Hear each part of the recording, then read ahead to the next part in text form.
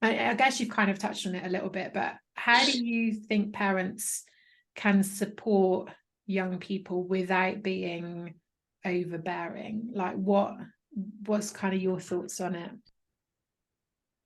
That's a good question.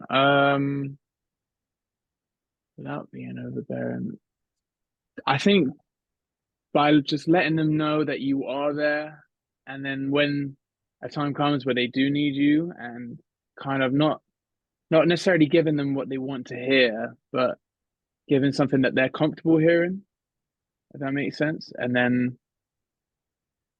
yeah, like if if you say were, always asking me, what happened today in school, or what's going on, like kind of forcing an answer out of me, I'm going to be less likely to want to talk to you Mm-hmm. and to open up with you.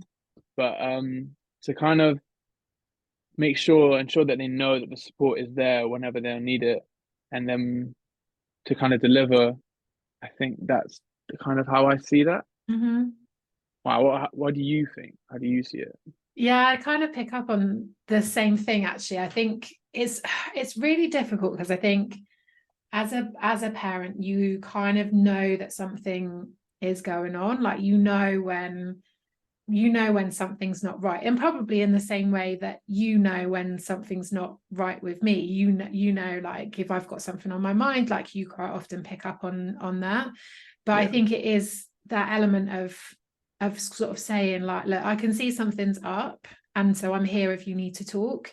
And I think also, like, I learned with you that you're quite a reflective person. Like you quite often like to kind of take yourself off, you'll shut yourself in your room and you'll kind of think things through, and then when you're ready you'll come and talk about it either with me or with somebody else. And I think yeah, what you did that helped make it easier for me was you would say, yeah, I've got stuff going on. So you confirmed that I'm not kind of going a little bit mad picking up on yeah, stuff that's not there. So you're like, yeah, I've got stuff going on, is I'm okay. Like, so you would give me that reassurance that you were okay, but then you would tell me that you needed some space to work it through. And then you would tell me that you would come and speak to me.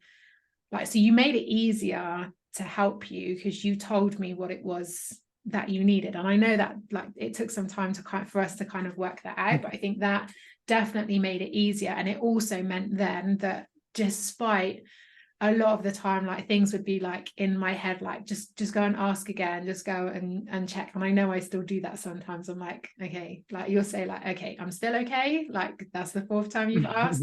So I think that kind of need to keep checking in is still there. But I think once I've had when you would give me that reassurance, I would have to remind myself like, he's told you he's okay, he's told you he needs some time to think about it, let him come to you when he's ready, and then kind of trust in you to know when that worked for you to step into that, and kind yeah, of again using the phrase holding that space for you to step into rather than constantly like trying to step into it.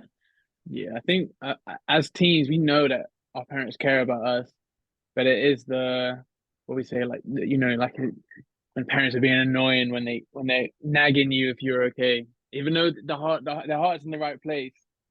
Like I feel a lot of people do need that space just to reflect or think things over, whatever they to calm down, whatever they kind of need. Yeah, Yeah.